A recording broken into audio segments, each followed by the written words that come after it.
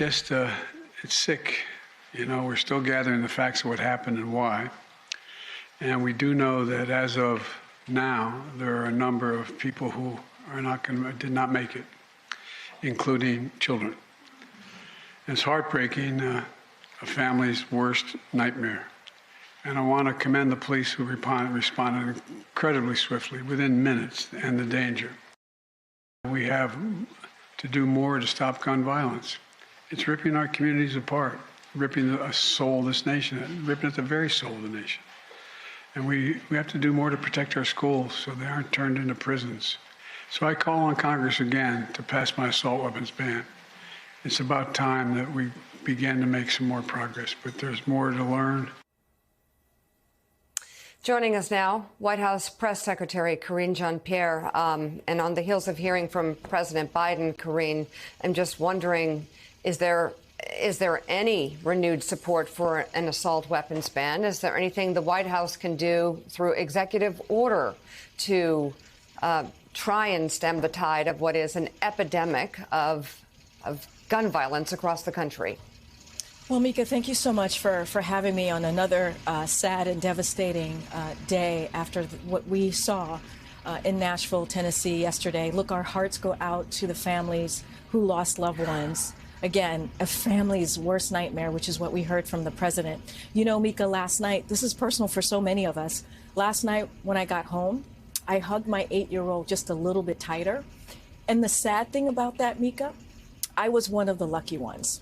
Like many Americans, I was one of the lucky ones last night because you know why? My daughter came home from school.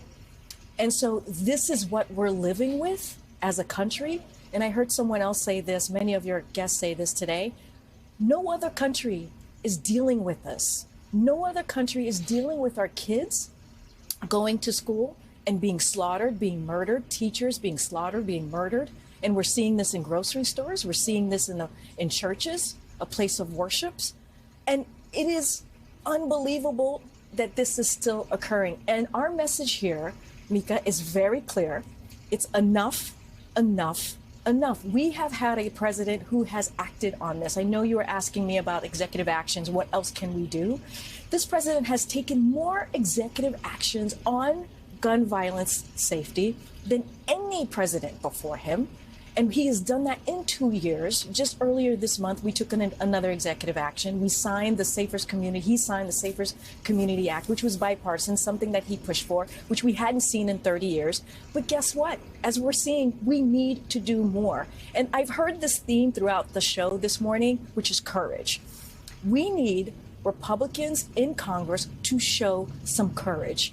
This is what they owe these parents. This is what they owe these family members who are losing their loved ones. They need to show courage. We need gun safety laws, comprehensive gun safety laws. We need to ban assault rifles. Those weapons of war do not belong on our streets. They do not belong in schools.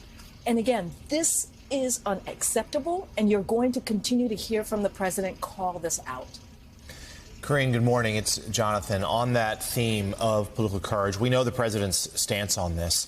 What can his message be to particularly those Republicans who stand in the way of these legislation? What can he do? He often speaks about his relationships on the other side of the aisle. He touts bipartisan accomplishments that he did as both senator and now as president. How can he lean into those relationships or use the bully pulpit and run directly against those who stand in the way of gun safety reform?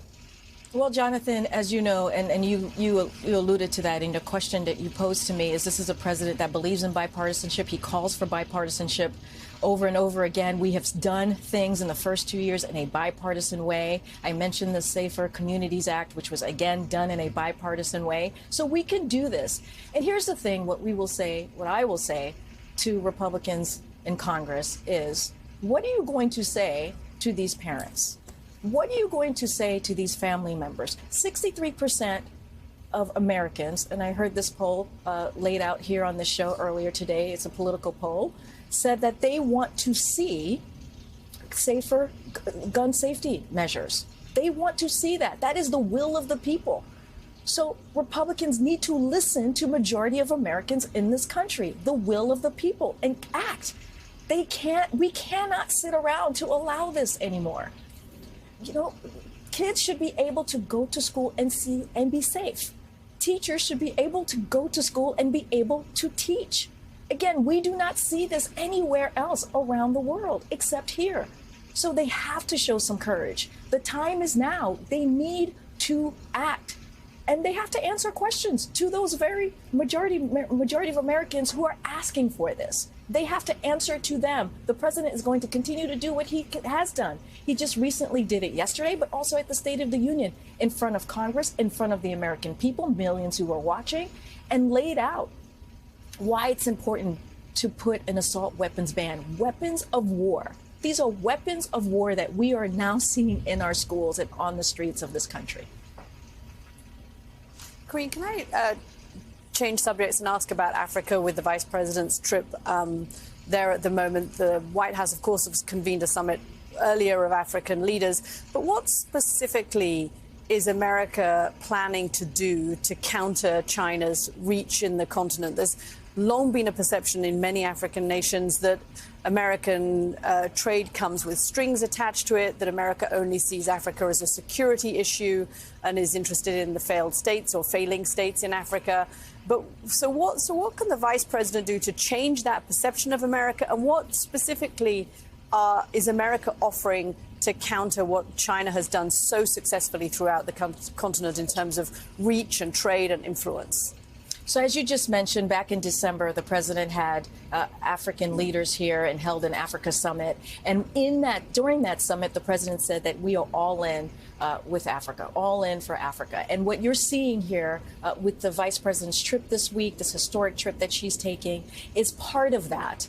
Look, we are not going to define all the issues and priorities that we have with Africa by our competition with China. That is not how we're going to define our relationship here. There are many things that we need to discuss and we need to deal with, which is increasing our investment as it relates to the economy, making sure that we continue to empower young women and girls. That is also incredibly important. Young entrepreneurship.